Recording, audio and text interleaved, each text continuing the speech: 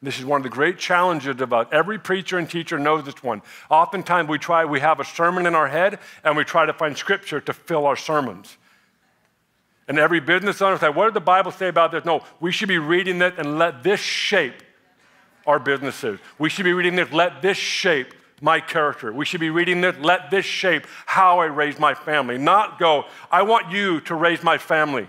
I'm going to find scripture that I like, and I'll apply it however I want. No, this right here, if you let this cut you deep, it's a challenge because we're like, well, I don't feel like it. It's got to be an inside job, totally. But how many know sometimes you need external motivators? You know, Brian and I, when we were, I forget how old we were, but we were in Weaverville, Mom and Dad, they pulled us aside and they said, hey, if you guys worship in church on Sunday morning, we'll buy you ice cream.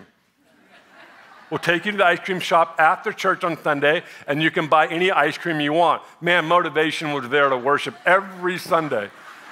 I mean, my hands were, I had all the postures. I didn't do this, because this didn't feel real enough. So I did the arms wide open and then the goalpost. Those are the two that I did. And every week, our hands would raise. I remember the first Sunday we worshiped, and after church, we drove to Tops Market. They had an ice cream section in there, and we went in, and I got a waffle cone with so much ice cream in it. I thought, this is easy. I'm going to worship every week for this. Remember this, Brian? It was the best thing in the world. It was like, yeah, you can motivate me with external. You might complain and say, that's not an inside job. That's all right, but sometimes we need the law to motivate us.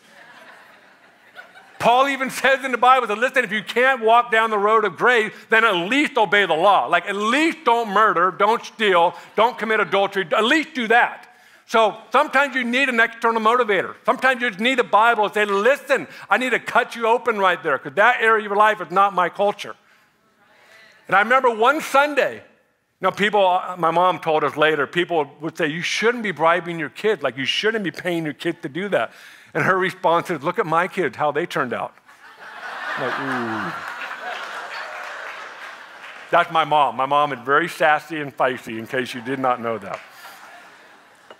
But I remember one Sunday, again, I'm doing it for ice cream. And one Sunday I looked over, and I'm shorter, so my mom's taller than me. I looked up at her, and I noticed she put her hand up and closed her eyes and just began to sing. I'm like, I guess that's what we do. So I put my hand up, because I'm thinking ice cream. And I put my hand up and I just began to sing. And I don't know what happened, but I went somewhere.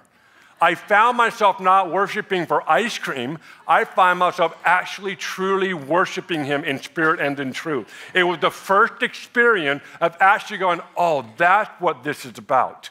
What did it take? It took something to motivate me for it to become a culture. So I want to challenge you, not everything originates inside. Sometimes you need someone to correct you, or you need a Bible to say, hey, or you need someone to say, hey, you want some ice cream to learn this one? Absolutely. Whatever it takes. Whatever it takes.